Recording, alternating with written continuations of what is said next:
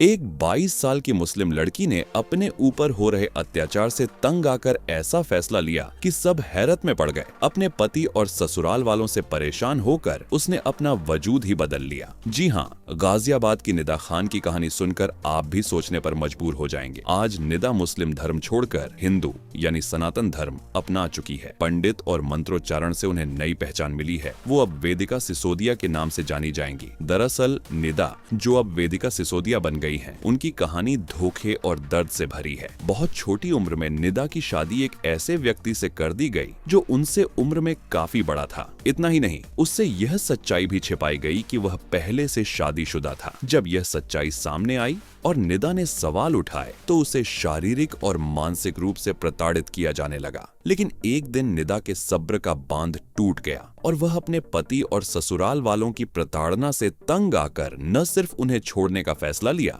बल्कि मुस्लिम धर्म छोड़ने का भी। निदा ने हिंदू रक्षा दल से संपर्क किया और खुद आगे आकर सनातन धर्म अपनाने की इच्छा जताई। संगठन ने उसे बेटी की तरह अपनाया और वैदिक रीति रिवाजों से उसका संस्कार करवाया। धार्मिक अनुष्ठान के दौरान वह भावुक हो गई। उसकी आंखों में आंसू थे, पर इस बार वे आंसू दुख के नहीं, आत्मिक शांति और सम्मान की अनुभूति के थे। वेदिका ने कहा, यहाँ बहन बेटियों को इज्जत मिलती है। सनातन धर्म ने मुझे वह आत्मिक सुकून दिया है जिसकी तलाश में मैं भटक रही थी। देखिए, सनातन धर्म में लड़कियों को इज्जत दी जाती है, उनकी इज्जत से खेला नहीं जाता।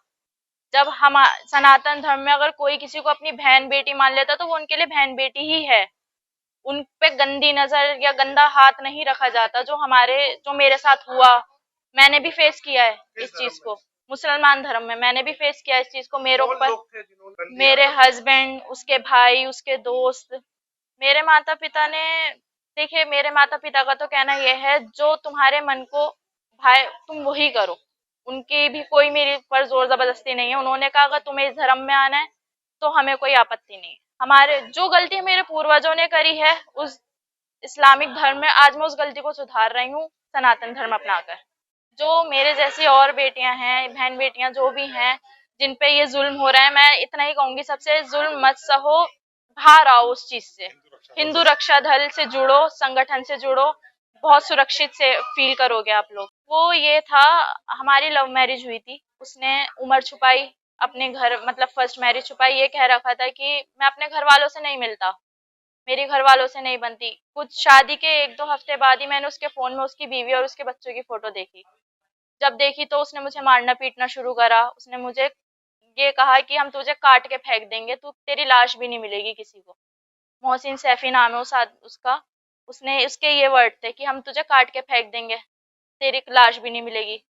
ये लड़की निदा खान थी, अब से 1 घंटे पहले निदा खान थी, अब ये वेदिका सिसोदिया है। और आपने क्या पूछा कि ये मेरे संपर्क में कैसे आई। इस लड़की की शादी नवंबर में एक लड़का मोहसिन दादरी का है जिसके साथ इसका रजिस्टर्ड निकाह हुआ था, और उस लड़के द्वारा इसको धोखे में रख के इससे शादी की गई थी कि मैं कुंवारा हूँ, शादीशुदा नहीं हूँ। पर शादी के 1 महीने बाद इस लड़की को पता चलता है उसके फोन से कि वो शादीशुदा है, उसके एक 11 साल की बेटी है और एक बेटा है।